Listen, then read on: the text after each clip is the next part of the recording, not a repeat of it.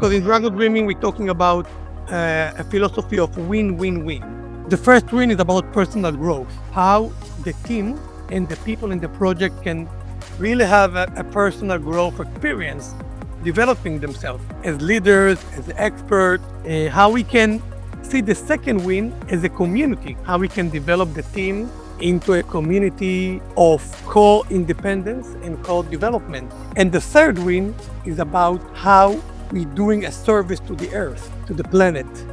The reflection and the celebration is the essence of what giving us energy to keep co-creating, to keep dreaming, to keep creating impact. It's a very different from the way we've been taught to approach projects. It's showing us that sometimes the result can be different than what we planned. And it's also teaching us about this balance between control and chaos. How we're finding this balance that allowing us to let go of the need of control and find more what we call the sweet spot between the chaos and the order. How we can decentralize the ownership on a project, on a land. And taking this concept of stewardship from indigenous people, that's saying we are not on the land, we are in a service to the land. We developed this economical mechanism we call the Stewardship NFT. The Stewardship NFT is allowing every person in the planet that wants to be involved in a regenerative project in Colombia or in Mexico to be part. Future Hacker. Life. Path. Future.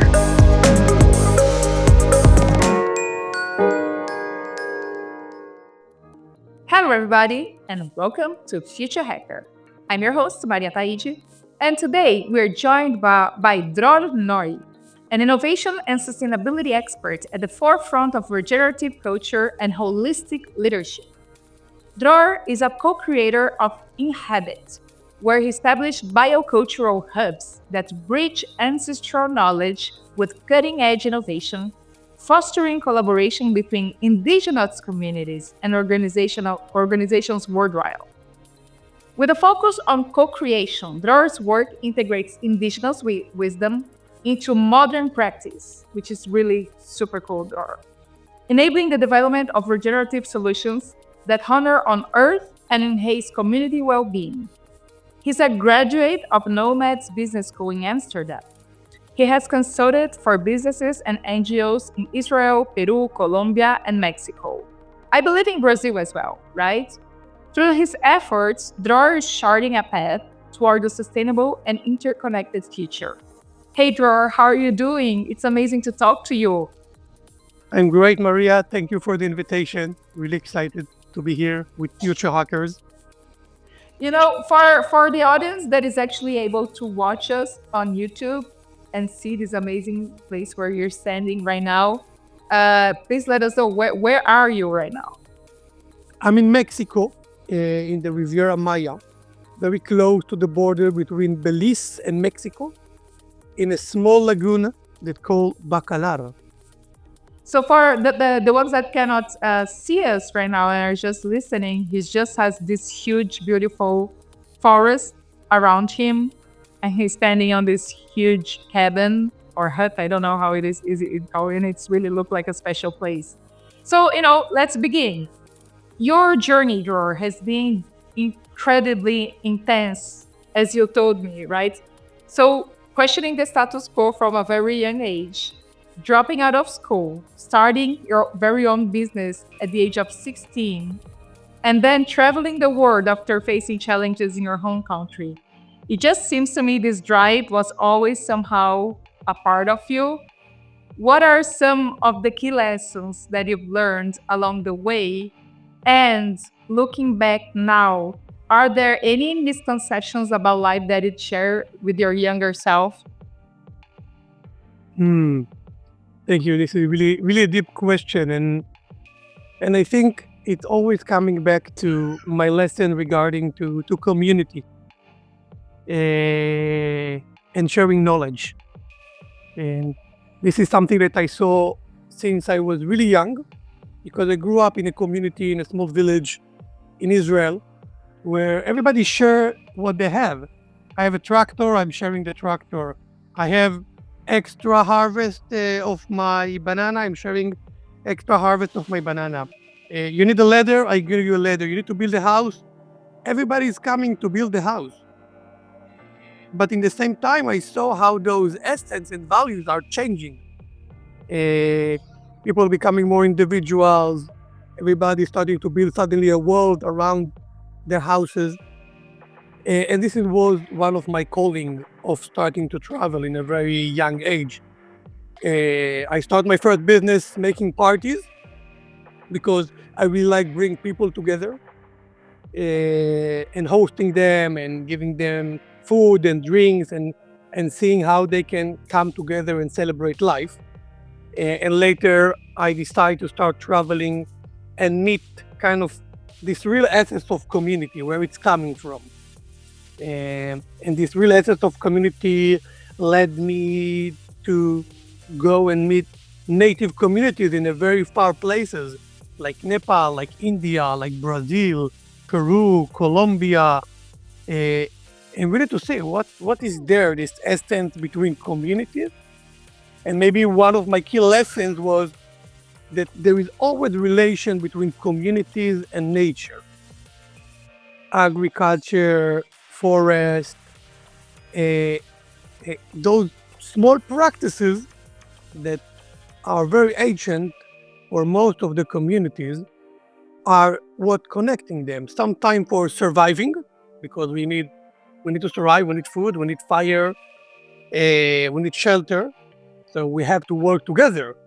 But then when we have it, how we keep growing up our children, education, culture, music, dance, and then technology. We need to develop technology together to be able to make our life, bring more well-being. So this essence of community, nature, and technology are my key lessons around this journey that I'm still doing right now, more focused in Latin America, in the past more in Asia. But really looking on people, nature, and community and group coming together and how they can sustain themselves and thrive. So basically, you were born in Israel, you lived in Nepal, Peru, Brazil, Colombia, Mexico. So, and not only that, you actually lived in these self-sustaining communities, which is something that is not so common. It's actually really hard to find. So I can't imagine the experiences that you're having there. Are there any critical lessons you learned? And you just mentioned to me this relation that you built around communities and nature and how technology adds up to that. Is there any common grounds that you found in those different cultures and communities that you think like it's something that makes it able to exist? Or are there any really big differences between them that you try to take them into your current projects today? For sure, I think differences we can always find because different region, different culture, different place have its own habits, its own way of interaction. But what I did find in common is the purpose. When there is a common purpose, and this purpose needs to be connected to the well-being of the community, of the people. If there is a clear purpose of why we are doing what we are doing, what it's for, the community can thrive. When we are in a dialogue about this purpose, not only writing it or speaking about it, as the community is practicing a dialogue between themselves and communicate, have a good communication, it's helped the community to overcome challenges that are always there. And this dialogue is also very much sometimes can become a technology. A technology that sometimes we can just take a stick and each time someone is speaking, he's holding the stick. And he have the permission to talk and the rest have the permission to listen. So this is a very small example of technology. The Amazon tribes, they're using plants, different type of plants. When they are talking, they are chewing the plant, like the coca plants. And this is their technology to connect the mind and the heart with the sweet world, to speak nicely to each other. to be kind to each other. So what I noticed in those communities from Asia to Latin America, they're always developing a technology and tools and a methodology that can be very ancient, but still relevant up to date about how to connect to the purpose and how to solve problems by being in a dialogue with each other. But I think it's very curious because if we see modern society today, most of the challenges of people and organizations are around what is our common purpose, what brings us together here, and how we solving problem of communication between humans, avoiding conflict or solving conflict, teamwork, like what we call today all those soft skills, are based in a very old tradition of tribe and community that coming together and trying to solve, well, different type of problem, but still a problem is a problem, a challenge is a challenge, depend on your context that you are. Yes, great. And Dror, the there's this new term to me. I mean, to me, right? I wasn't familiar about that. I don't know how popular it is, which is this methodology that he used called dragon dreaming, right?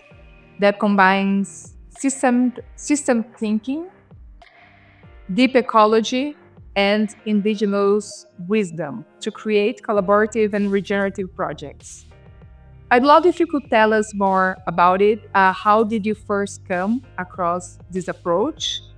And what inspired you to dive into that? So I think the story of dragon dreaming is starting from a search that I've been through of a more holistic way to manage projects, especially a process of co-creation. It just was a time, I think 2012, I came back from Peru to Europe to do my master in Amsterdam in Nomad Business School. And I was starting to learn about new approach to project management, but everything sound the same. Everything sound very linear. And one of the things that I learned from indigenous people in Brazil, in Peru, is that nothing is linear. Everything is interconnected. So how we creating project and working in a team with this interconnectedness approach?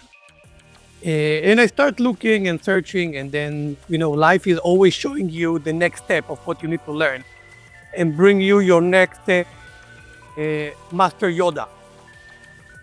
And then I met my next Master Yoda in Amsterdam, and she mentioned to me this word dragon dreaming, and I was like open, like, what is it?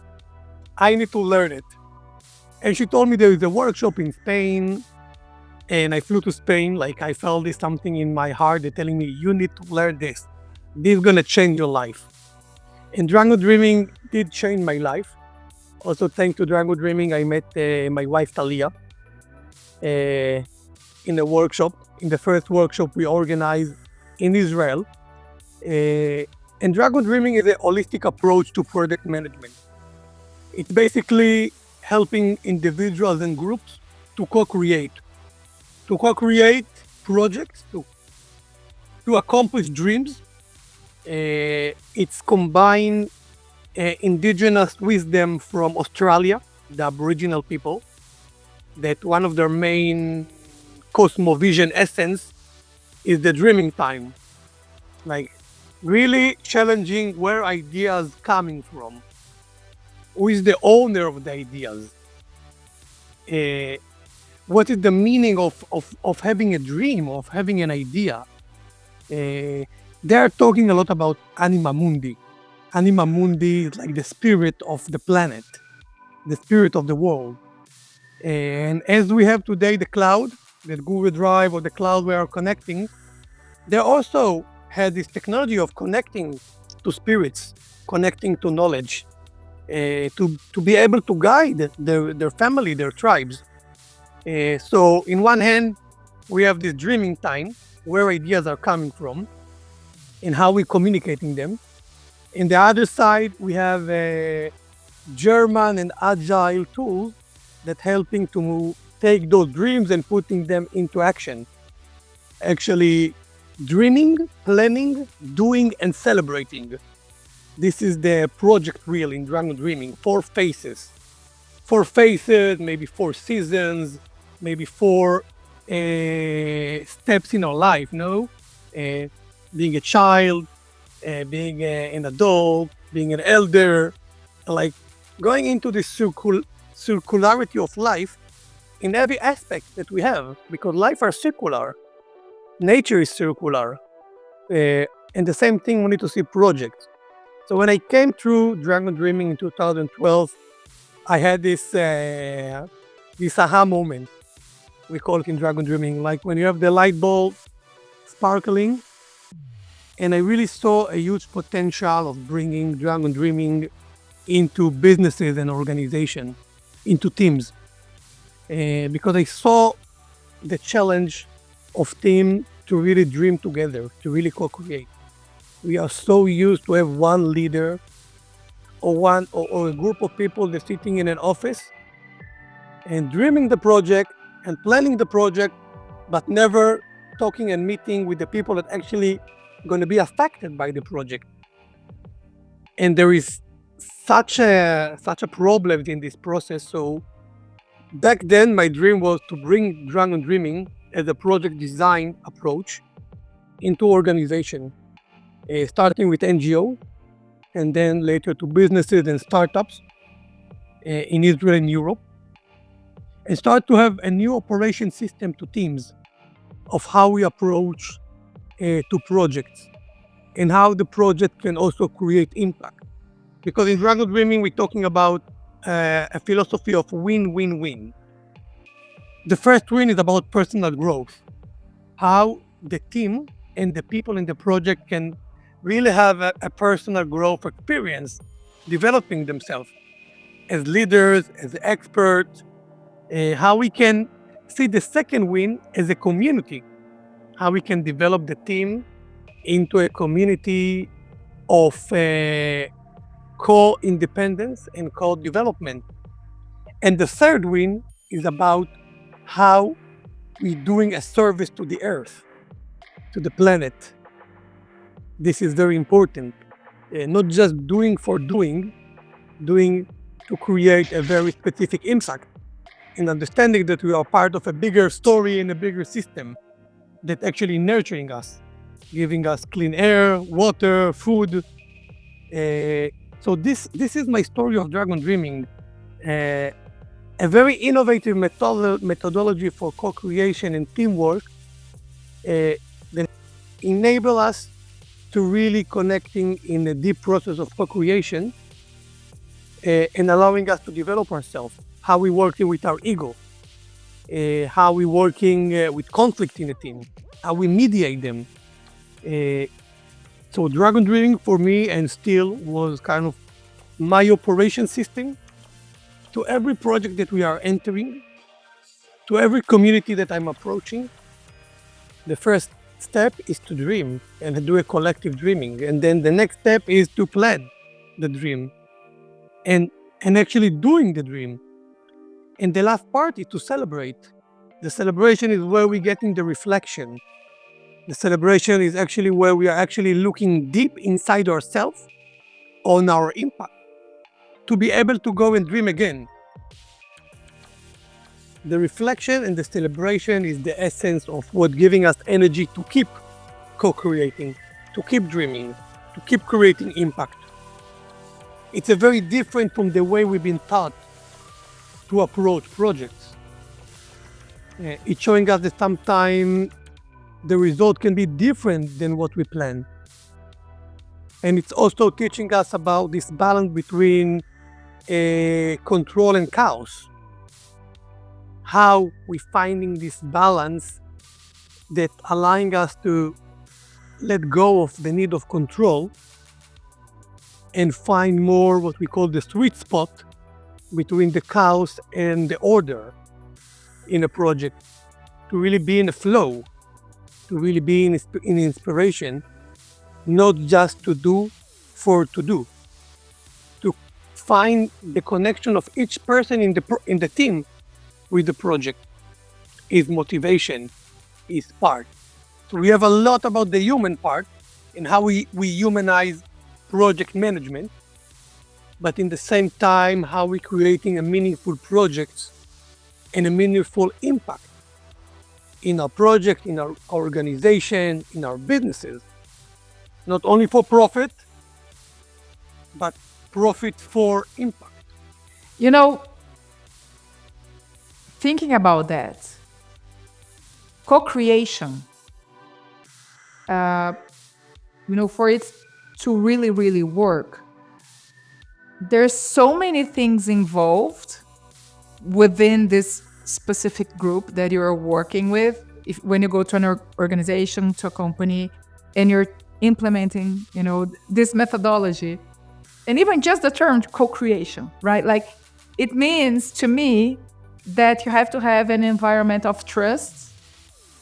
It has to be an environment of, low competitive, because some companies are too highly competitive and people are more thinking about themselves. You have to have the sense of collaboration, belonging. Like, you have to understand that whatever you have a voice and whatever you say is going to be respected and heard, and probably a non-judgmental environment, right? So all of those things is not so common in most of the organizations. So my question to you is which types of companies or organizations or associations did you find to be most receptive to Dragon Dreaming approach? And how do you actually work when you get into an environment that is so toxic or so highly competitive, or it's so different from what you need? Do you actually get to work with them? Do you select not working with them? Or do you have just maybe an extra amount of work to make sure that everybody is in this specific environment so you can apply that? I think that innovative organizations need to have a brave leaders. And what we find out that where we find a leader that is open and is willing to take there is a risk. There is a risk in innovation. There is a risk in co-creation. But what can be the benefit out of it? And we are focusing on that. Not about what is the risk, but what can be the outcome. What can be an outcome of a team that willing to let go of control, that willing to dedicate his time to build trust and healthy environment, and what the benefit of the organization can be for the short term and the long term. And showing that this approach of reducing control, not all at once, no? I think we need to understand that co-creation is also a scale. You're not starting at 10. You're starting at 1 and you're building trust to 2 and to 3 and to 4, and you're creating this environment. You're facilitating the environment. One of the best skills I learned is to be a facilitator, not a consultant. How I'm facilitating processes, because change is a process. It's taking time, sometimes more time, sometimes less time. And people usually don't like change. They're afraid of change. We've been taught that change can be dangerous. So I think the key element is to build processes, to design processes of co-creation, not to jump from 1 to 10. And then approaching organization, usually organizations are approaching to me or to us, to my team, because they see something different, because there is leaders in senior level, usually, that are not feeling comfortable with what they are doing. Sometimes they tell me, what we are doing is really bullshit. Like, I don't feel that we're really making a difference. We have a team, we have a resource, but how I can make a real difference to my organization, to myself, it's usually coming from a very personal need of the leader in the organization. that really want to do something different. And when they hear about dragon dreaming or about regenerative businesses or about co-creation processes, they really kind of want to listen and to learn more. And then we're opening a small window. And with this small window, we're opening a little bit more and we're building trust. And we're approaching more. And we're building this culture that can be nurturing, that can allow the team to put their mask to the side, to open the heart, to bring more vulnerable leadership into the group. From the very basic thing, let's sit in a circle with no tables. Only this is a big step. It sounds very funny, but it is a big step.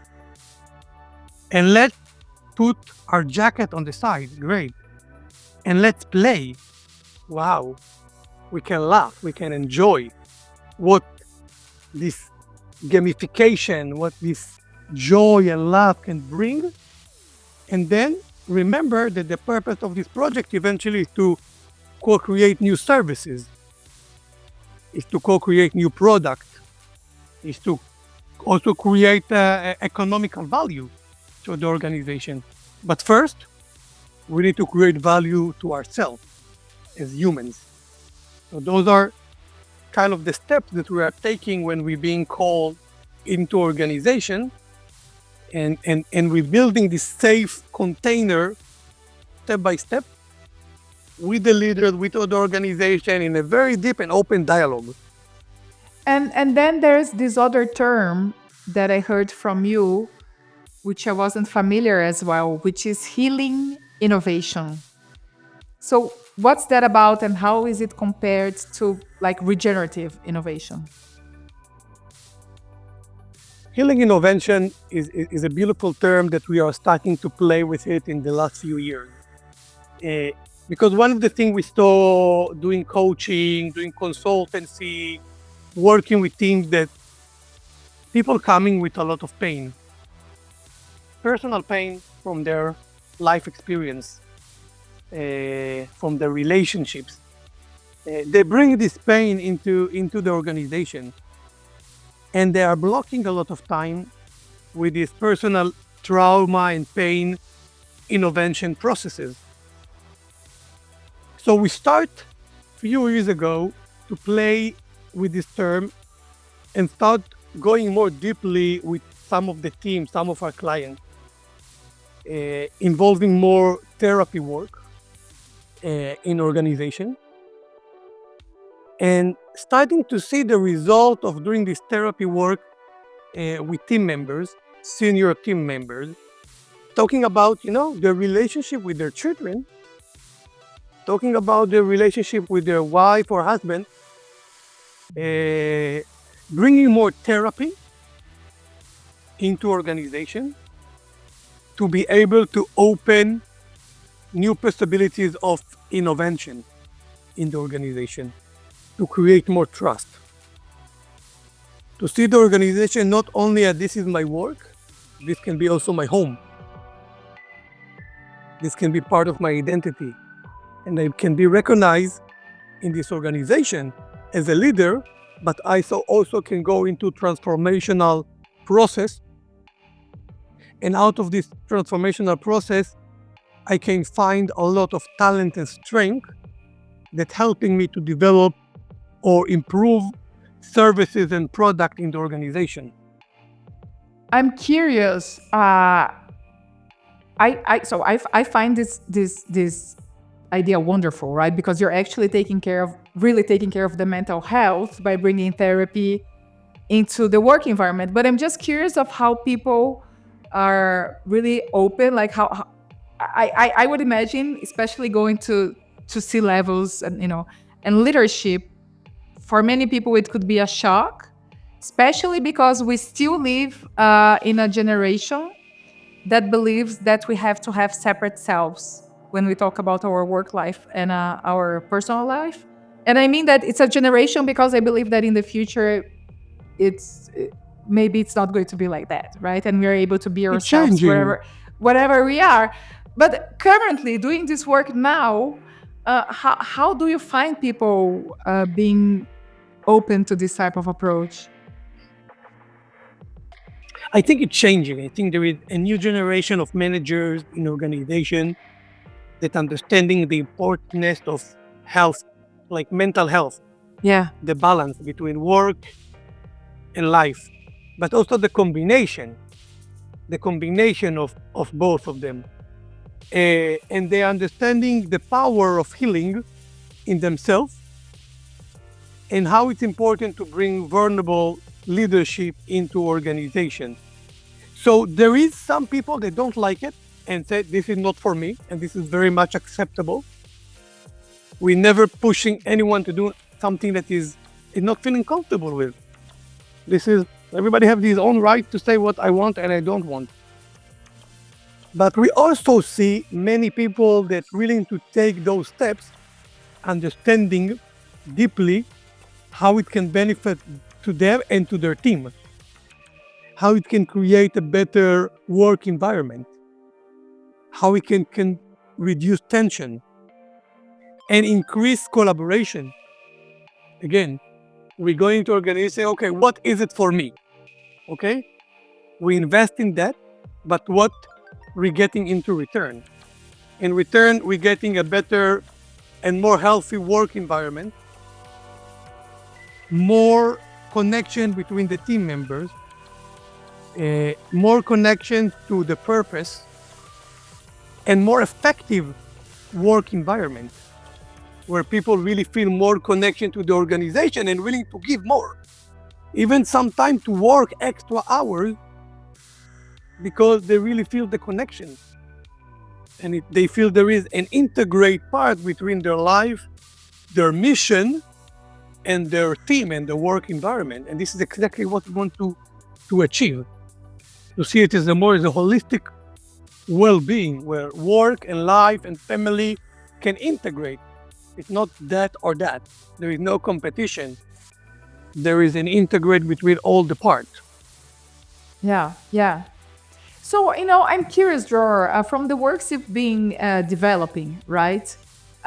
Could you share a couple of case studies, where your work not only made a positive impact in local communities, but also involved companies in creating those meaningful changes? And, what challenges did you face in these projects? Are there any best practices you've learned with others that you could apply? Yeah, for sure. I think one of the best, or I think the best case study I can share is working with indigenous groups in Colombia, especially with artisans. In this project, we involve a very familiar and famous fashion brand in Colombia into a co-creation of jewelries and dresses for women. And the objective was, of course, to create a meaningful and unique jewelries, but creating also impact with the local communities. Because the main challenge in local communities, remote indigenous communities in Colombia, is that their integration with the current economy is very challenging. They don't know how to collaborate with our economy. So they are stopping their traditional practices and starting to get out of their community just to find any work that they can find. So the knowledge is getting lost. So how we can preserve and protect this knowledge, their knowledge about symbolism and plants and colors and legend and story, because this is part of the cultural heritage of Colombia. So we're being approached by this company, by the brand, and they told us, look, we know that you are doing those processes and we want to find a way because we have this mission to support local knowledge and we want to make an impact. So this process took, I think, around 1 year of preparation with the organization. only with the organization before arriving to the local community. Wow. Wow. To really, we said we need time because you are not ready. Because if we're going to go from 1 to 10 at once, we're not going to able to build trust with the communities and in your own organization.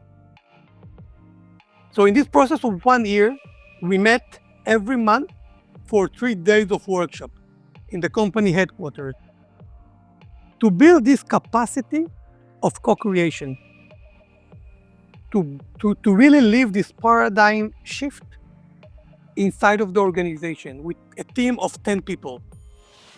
We have people that doing marketing, we have people that doing design, we have people doing communication, supply chain, management, like all the people that need to have the full picture of designing a project, a product, and bring it to the market. But in the same time, they also need to know how to work with indigenous communities. And in the same time, we need to work with the indigenous community to prepare them. So we decided to do a slow process, but very safe with this organization. And after 6 months, we did the first meeting with the indigenous. We brought everyone to a place in nature, to a nice resort.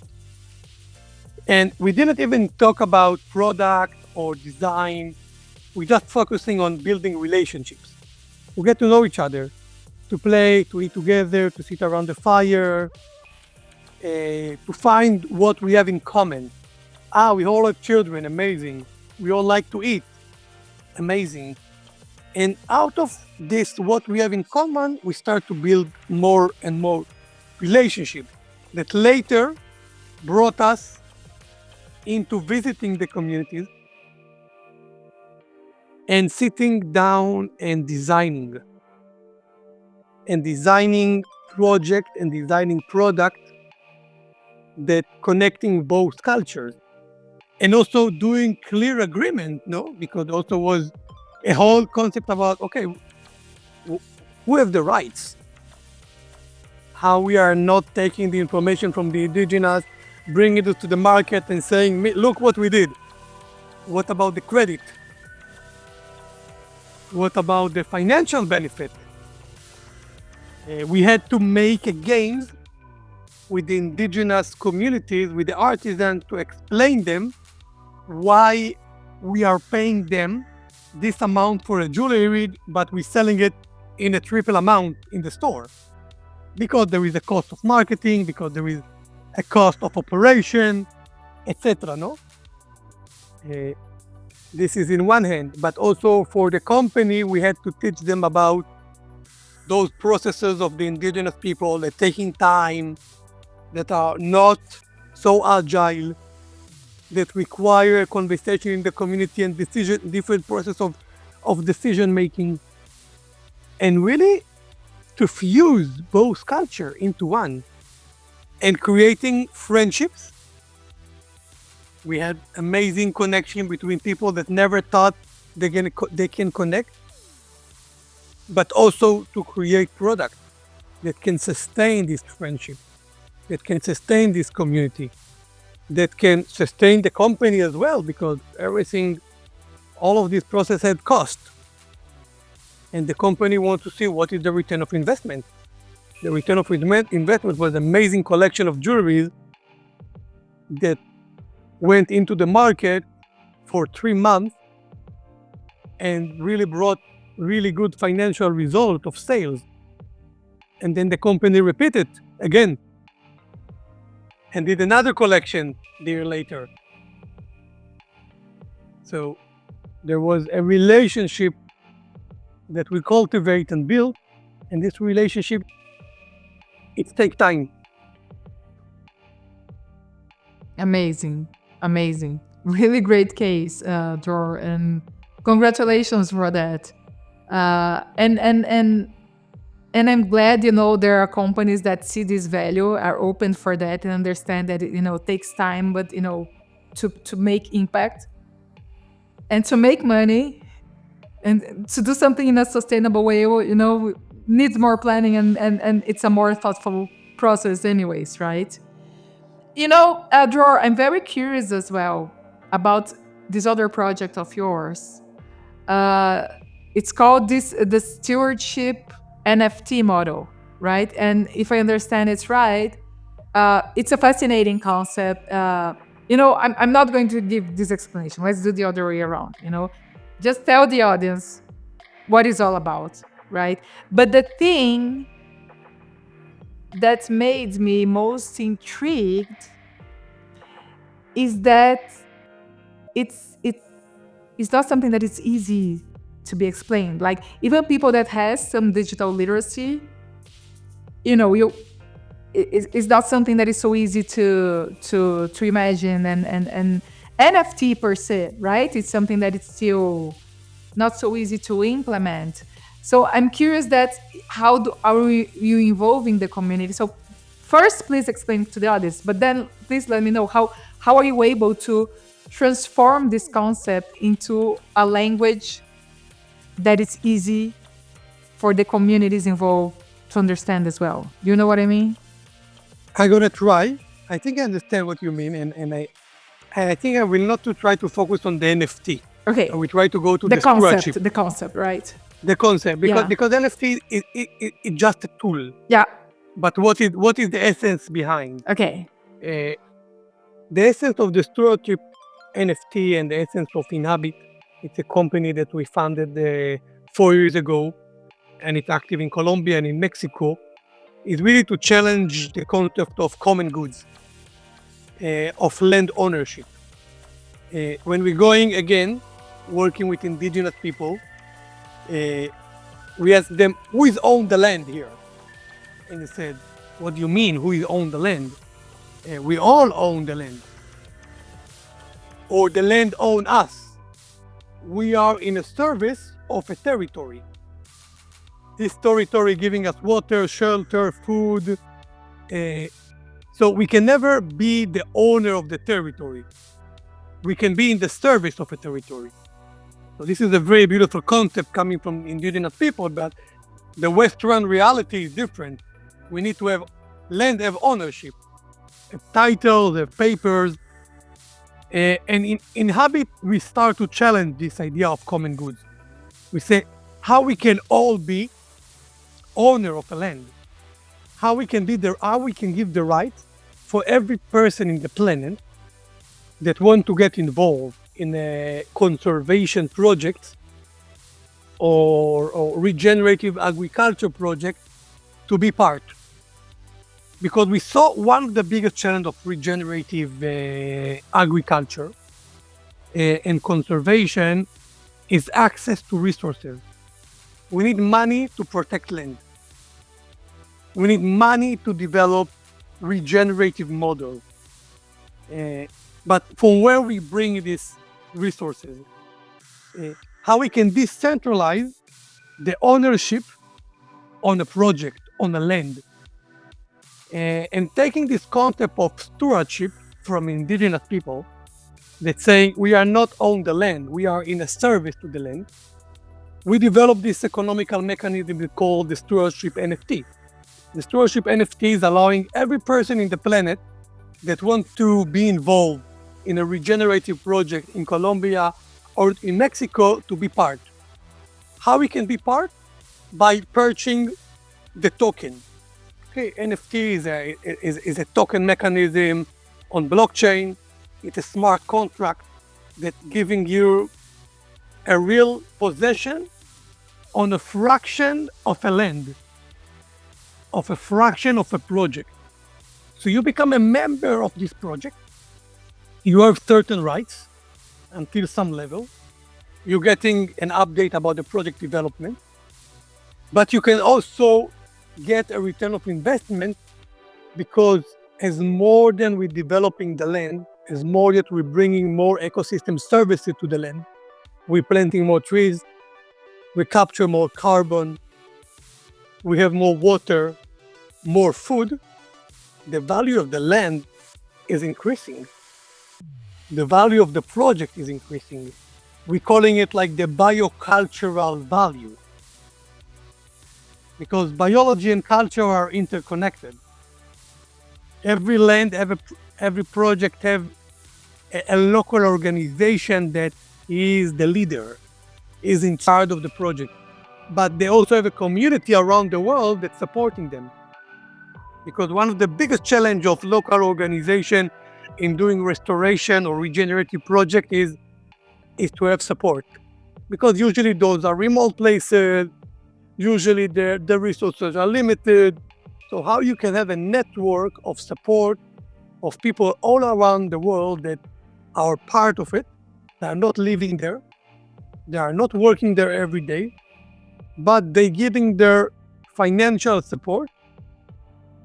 They also can come to visit, they can also to come to work there a few days a week, a month or a year, depending on their availability. We find out that there is a lot of young people around the world, in the US, in Europe, that really want to make a difference. They really care about the planet. And they don't know how they can get involved. So the Inhabit Stewardship NFT is a way to get involved and to be part of those communities and those hubs that Inhabit is developing around Latin America. Those hubs are kind of the key places to be able to bring education, regenerative business models, culture, art, music into a bioregional context and help more people to learn from that and to develop. The vision of Inhabit is to have a corridor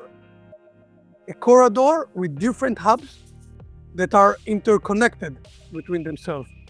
And the mechanism to find those bioculture hubs is by creating a stewardship NFT that allowing people to become member of the project and also take responsibility, because it's also about that.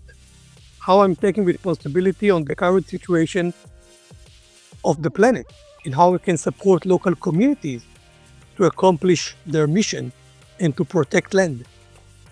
When you were explaining to me this model, right, it just sounded like this mixture of crowdfunding in a way through almost like an equity model, because the person is going to have stakes and responsibilities on that, right? Using the NFT as the main tool in order for that to happen. So would that be correct? That will be correct. It's one way to see it. Where we want to go with it is one step forward, right? Because the crowdfunding is ending in one point, and then what?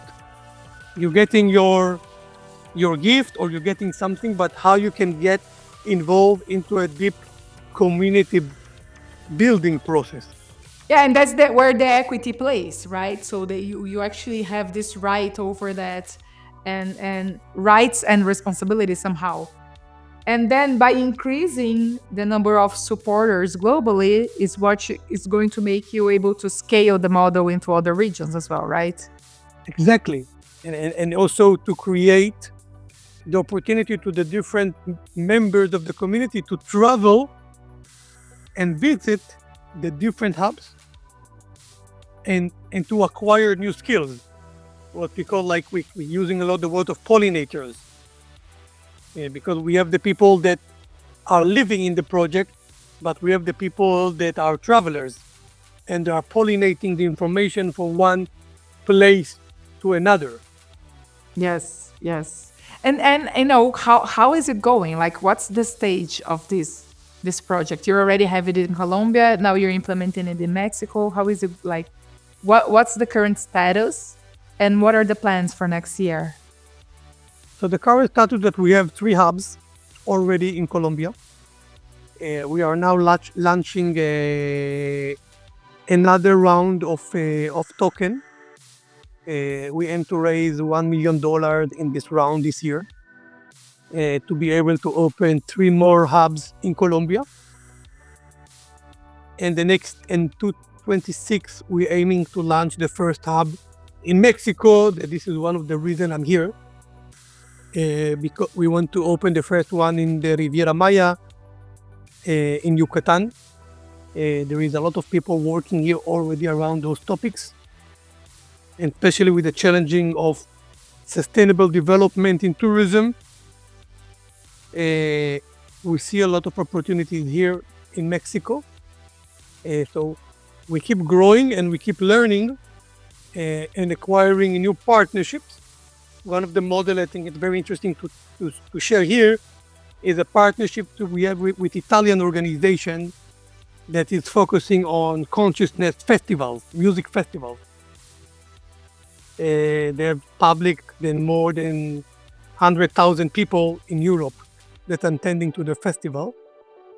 So we're doing a partnership with them so they can also offer Inhabit NFT, Stewardship NFT to their public as part of the festival and the impact they want to create. So we're building partnership all the time that are allowing us to get access to more communities that want to create impact. That's super interesting, Dror. So I have a last question for you. If, let's say, we all joined you for a co-creation session around the fire in the middle of the forest, what would be the very first question you'd ask the group? The very first question will be, what is your heart telling you right now? Great, Dror. And do you have any advice for our listeners? If they're interested in learning more or just in general about life, about sustainability, about co-creation, whichever last message you'd like to give to our listeners. I will give you the advice that I'm giving to myself every day. To make sure that I'm allowing myself getting out of my comfort zone just a little every day. Do one thing that taking me from my comfort zone and allowing me to learn new things. Amazing. Dror, thank you so much for joining us today. A lot of really great content. I hope it inspires a lot of people. And welcome to our network, Future Hacker. I hope we have a lot of knowledge to exchange between all the people all over the world that joined us as well. Thank you very much, Maria, for this invitation. I feel already Future Hacker is a family. And I'm really, really, really grateful for this opportunity to share my story and to connect with more mind-like people, because this is what we need. More hackers that working for the future of humanity and the future of the planet. So thank you very much for this opportunity. Perfect. Thanks everybody for watching. Future Hacker. Life. Path. Future.